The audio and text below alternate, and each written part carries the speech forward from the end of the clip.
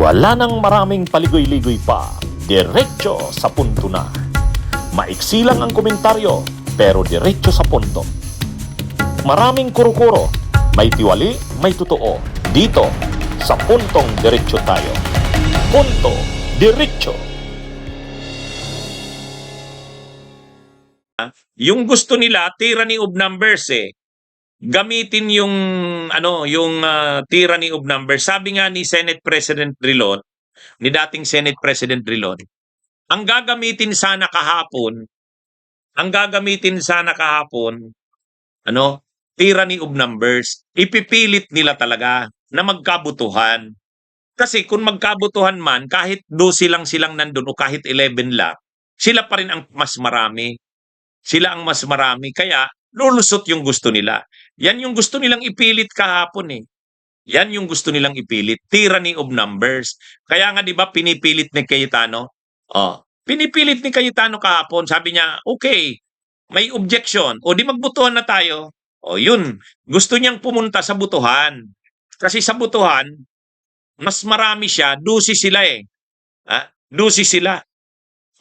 Kaya ang gagamitin sana ni Cayetano kahapon at saka ni Marcoleta, tyranny of numbers. Yan ang pinipilit ni Cayetano kahapon mga kabunyog. Kaya ano yan, actually, ang mga maniobra kahapon ni Cayetano, may mga kunwari neutral pa siya, pinapreside niya sa harapan si Loren Legarda.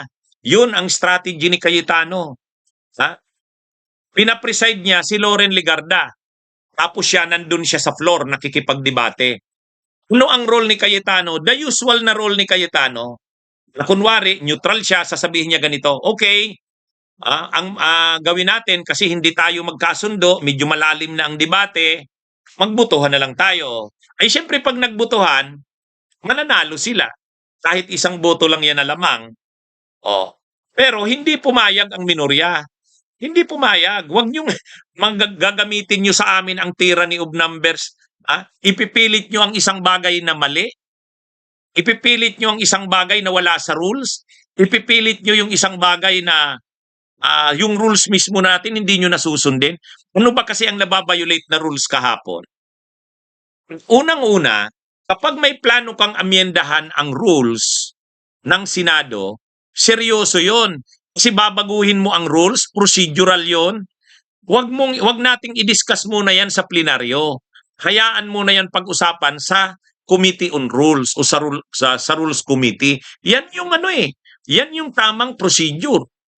Kung plano mong amyendahan ang Constitution, ay ang rules ng committee, kasi papayagan ngang makaboto ang absent, di aamyendahan mo ang rules. Hindi yun pag-uusapan muna sa buong Senado, sa plenaryo. Hindi. Doon muna yan i-refer sa rules. Dito, hindi rin-refer sa rules. Kaya, doon nagagalit doon nagagalit ang minorya. Bakit nyo hindi susundin yung rules? Anong nakalagay sa rules? Kapag babaguhin ang rules ng Senado, yung rules nila, major yan. Siyempre, babaguhin mo ang rules. Huwag mo nang talakayin sa kabuuan ng Senado. Wag muna. Doon muna yan sa Committee on Rules o sa Rules Committee. Doon muna. Para mabusisi talaga. Kasi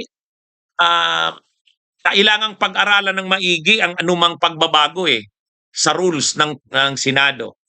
Problema, ayaw nilang sundin yun. Hindi nila i-refer sa Rules Committee. So, kung gusto nila, pagdebatihan na ng buong Senado. So kine-question ng minorya.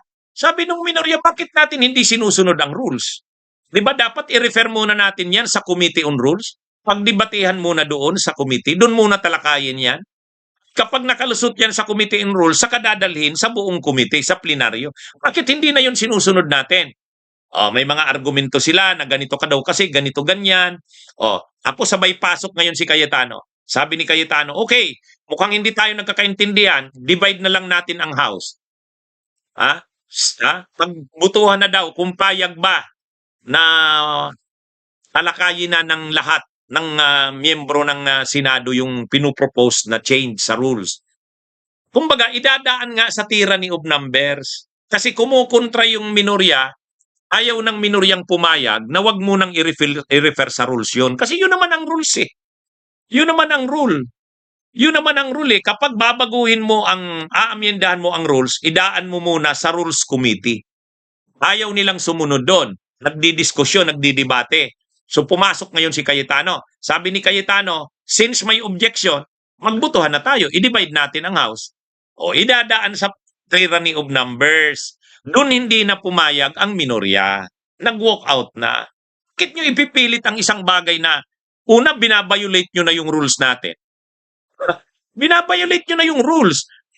Hindi naman actually nagsasabi ang minorya, na wag pag-usapan yung proposed na amendment.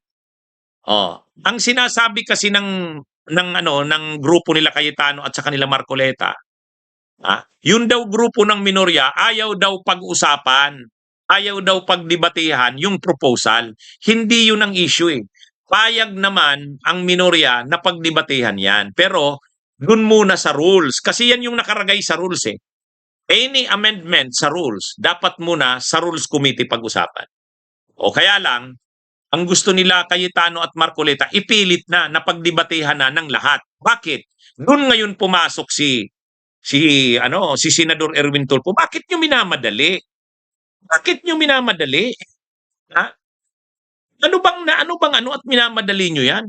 O, 'di ba? 'Yon. Doon na ngayon na expose yung nila. Pero ang gusto talaga nilang gawin, gamitin yung kanilang numero na mas marami sila sa minorya, ipipilit ng pagbutuhan na. O, kasi pag napagbutuhan na, dilulusot. Pag lumusot, talo ang minorya. O, 'yun. Kahit pa garapalan na. Bakit garapalan na? 'Yun na nga eh. Ang pinopropose mo, amendment sa rule. Ang rule dyan, ipasa muna sa Rules Committee, doon muna pagbusisian. Ayaw nilang sundin yun. Dahil hindi magkasundo, gusto nila pagbutuhan na. Hindi naman pwede. Gagamitin mo yung tyranny of numbers. Kunwari si Cayetano, neutral. Alang sabi ni Cayetano, since hindi tayo magkasundo, nagdidebate tayo at may objection, let's divide the House. Yun yung gano'n na gagawin nila eh. Yun yung gusto nilang gawin. Let's divide the House. Hindi na pumayag ang minorya. Nag-walk out ang minorya. Sabi ng minorya, ipipilit nyo sa amin yan, babrasuhin nyo kami. Walang brasuhan. Walang brasuhan. Di ba? Kaya yan mga kabunyog, mga kababayan. Yan yung nangyari dyan. Bunyog, bunyog, halikan na kasama ka. Bunyog, kapag buklod ay may pag-asa. Luzon, Visayas, Mindanao, isa ang pananaw. Sa bagong Pilipinas ang bunyog isisigaw. Bunyog, bunyog.